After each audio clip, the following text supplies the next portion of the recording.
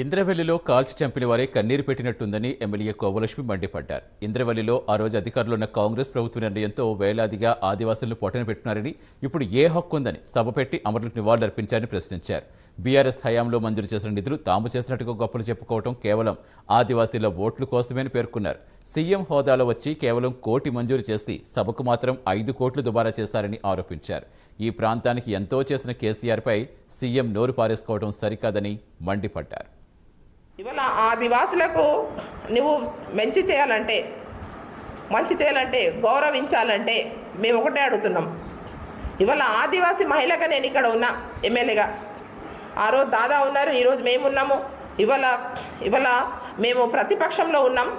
ప్రతిపక్షం ఉన్న వాళ్ళకు కూడా ఒక ఆదివాసీ మహిళ కూడా చూడకుండా ఇవాళ అందరికీ చట్టసభ అంతా ఒకటే, ఇవాళ ఎమ్మెల్యే అందరూ కూడా ఒకటే. కానీ ఈరోజు చిల్లర రాజకీయాలు చేస్తున్నారు సీఎం గారు. చిల్లర రాజకీయాలు. ఇవాళ అనామతులకి వాళ్ళకి ఎలువలు ఓడిపోయిన వాళ్ళకు ఫండ్స్ ఇస్తున్నారు. ఓడిపోయిన వాళ్ళకి ఇవాళ మంత్రి గారు సీతక్క గారిని మేము గౌరవిస్తాం. ఆమె ఆదివాసీ బిడ్డ కాబట్టి ఆమెను మేము గౌరవిస్తాం. ఆమె ఈ జిల్లాకు వచ్చిందంటే మాకు అందరు ప్రతిపక్షంలో ఉన్న వాళ్ళకు కూడా మరి ఒక న్యాయబద్ధంగా పోతుందని మేము ఆలోచించాం. కానీ ఈరోజు ఇవాళ ఏదైనా కూడా ఇవాళ మా దాదా చెప్పినట్టు మన మీద ఒక బాధ్యత ఆమెను పెట్టి ఇవాళ ఇక్కడ ఆమెను బద్నాం చేయడానికి ఇక్కడ మన ఉమ్మడి జిల్లా ఆదిలాబాద్కి ఇన్ఛార్జ్ ఇచ్చారు ఒక ఆదివాసీ బిడ్డని.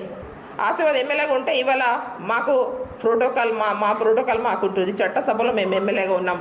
అందరు ఎమ్మెల్యేలు ఒకటే కదా చట్టసభలో. రేపు బడ్జెట్ సమావేశం ఉంది. మేము బడ్జెట్ సమావేశానికి పోవడానికి మాకు అర్హత ఉంది కదా. మరి అన్నిటికీ వాళ్ళ ప్రతిపక్ష ఎమ్మెల్యేలతో పాటు అధికార ఎమ్మెల్యేలతో పాటు మరి ప్రతిపక్ష ఎమ్మెల్యేలు కూడా అంతే హక్కు.